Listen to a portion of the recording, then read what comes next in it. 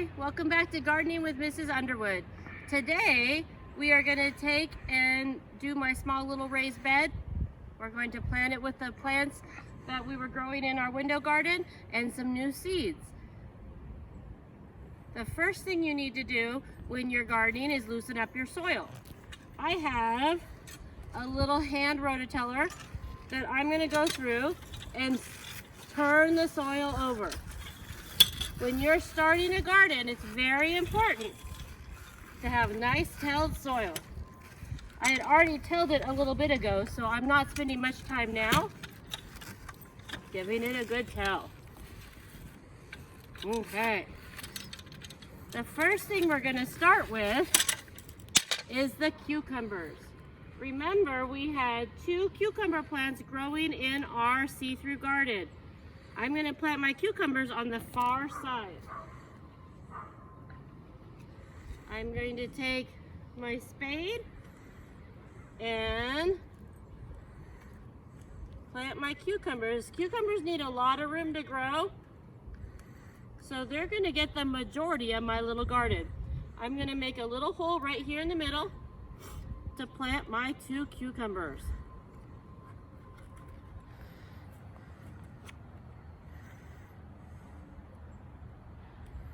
Carefully pulling out. Mr. Underwood, can you zoom in on those beautiful roots? Okay, and I'm going to put my little cucumber plants right there in the garden. I'm trying to go down low to get lots of those good roots to come out. We got some more good roots.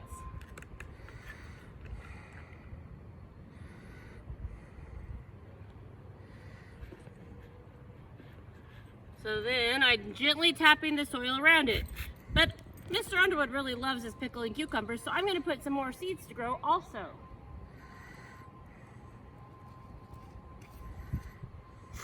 Here are the seeds that we planted in our garden, see-through garden. I'm now going to put some out here because now that it's not in my house, I'm going to have to defend my plants from slugs and rabbits and the seeds from the birds. Mr. Underwood built me this nice raised bed so that the rabbits won't be able to get to my plants as easily, but the slugs still can, and so can the birds. So I'm going to put some seeds gently under the ground there, and some seeds under the ground here, and some more over there, and lastly some over here. Oh, no, we're not going to do it. So hopefully with all of those plants growing, Mr. Underwood will get lots of cucumbers this summer. So now I want to plant my sugar snap peas. Remember how I told you we had to put the sticks in so that they could grow up? Well, when they get full grown, they're going to be much taller than my little chopsticks. So I have 2 tomato crates, you notice they go together, for the vines to crawl up and grow. I'm curious how many spokes around I'll have for plants to grow up. Let's count and find out. I'm going to start on this one here. Ready? Count with me. 1, 2, 3, 4, 5, 6, 7, 8. There are 8 different spokes going down that my plants will be able to trail up. So the first thing I'm going to do is plant my trellis. So now it's pretty firm in there. When I plant my plants, I'm going to plant them on the inside and outside of each of these spokes so that the plants can grow up.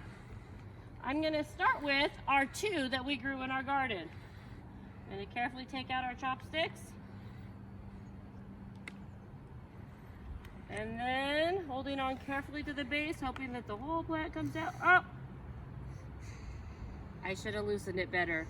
My beautiful healthy plant, it's done. Let me see if I can get the other one out.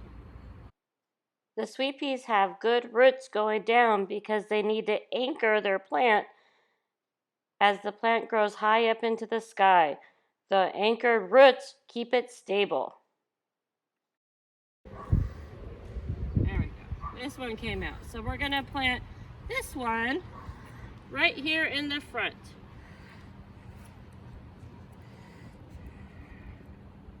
And if you notice, those little hooks are already ready to grab on. Now I'm going to plant my seeds around so that more plants can grow. And put this little stub of the roots in just in case it will grow.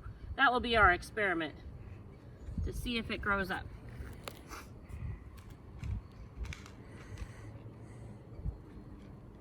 So I'm going to take my sugar snap pea seeds and I'm going to put one on the outside and one on the inside of each of these spokes. I'm planting them fairly close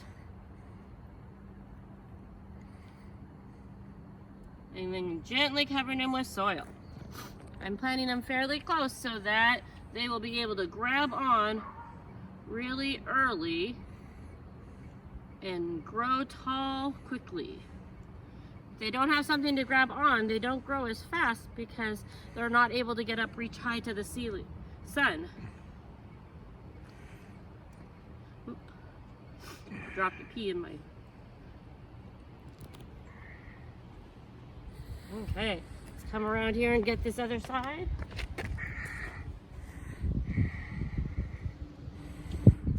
So then I plant peas. Peas grow pretty fast. I plant peas now, and I'll plant them again in July. So I'll have peas all the way into the fall. They really don't like the hot sun of July, and so planting at the end of July will give me September plants. Okay, next I'm going to plant Blue Lake bush beans, and these are beans that don't need to trail up like my sweet peas. These will be a bush with fresh green beans on them. So I'm going to put them next to my sweet peas.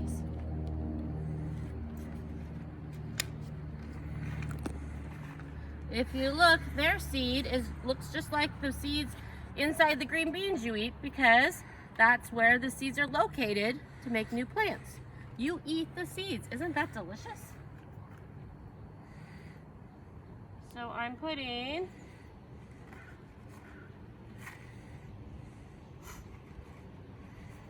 two seeds in each little spot. Oops, if I can go as hard and push them down. Because that's about as many green beans as my family can eat. And I'm just covering the soil up. It's supposed to rain tomorrow, so my garden will get a nice wet bath. Awesome.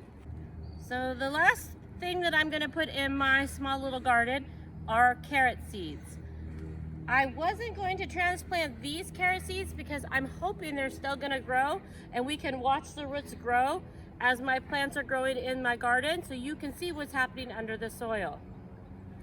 I took my gloves off because these seeds are really small. They are very, very small and they're hard to plant because they're so small. So what I'm going to do is take my finger and I'm going to draw a line. In my big garden, I used to use a hoe, but in my little garden, my finger works great. Then I'm going to carefully sprinkle the seeds in the line. Now, I'm putting more. They're supposed to be an inch apart, and I'm putting more than that. Once they start sprouting, I'll do what's called thinning and spread them out so that they can grow into nice big carrots. But for right now, we're going to give them all a good chance to grow. So now that I sprinkled my trough with all the little seeds, I'm going to gently cover them with dirt, just very gently. Lastly, I'm going to plant my sugar pumpkins. They're smaller pumpkins, like I said, that are great to go in the classroom. So these are going to spread all over this area. And I don't want them to go too much into my raspberries, so I will, as the vines are growing, I will guide them to grow that way. But they have seeds that look just like what's inside a pumpkin. When you are cleaning out your jack-o'-lanterns in October and you're scooping out the seeds, that is what makes the new pumpkin plant.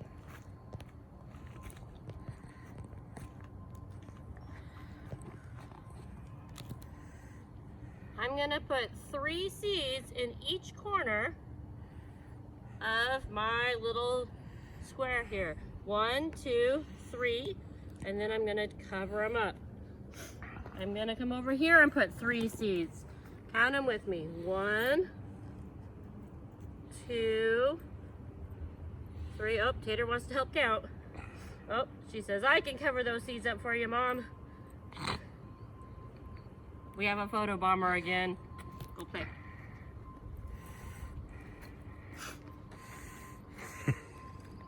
Tater has been in every video so far. Okay, then we're coming up to our next corner. Tater, help us count. Ready? 1, 2, 3, and then we're gonna cover them up. And we'll go to our last corner. Because remember, a square has 4 corners. And we're gonna count out our 3 seeds. 1, 2, 3. And cover them up. Then I'm gonna go to the center because I'm hoping the rabbits and the slugs are gonna let them grow. And I'm gonna put several in the center.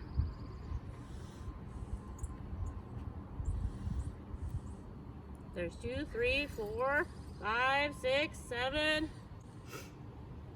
8, 9, 10, 11, 12.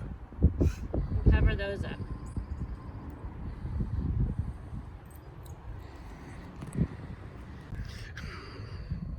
Boys and girls, and that is episode 3 of Gardening with Miss Underwood. I can't wait to see how our plants grow in our next video.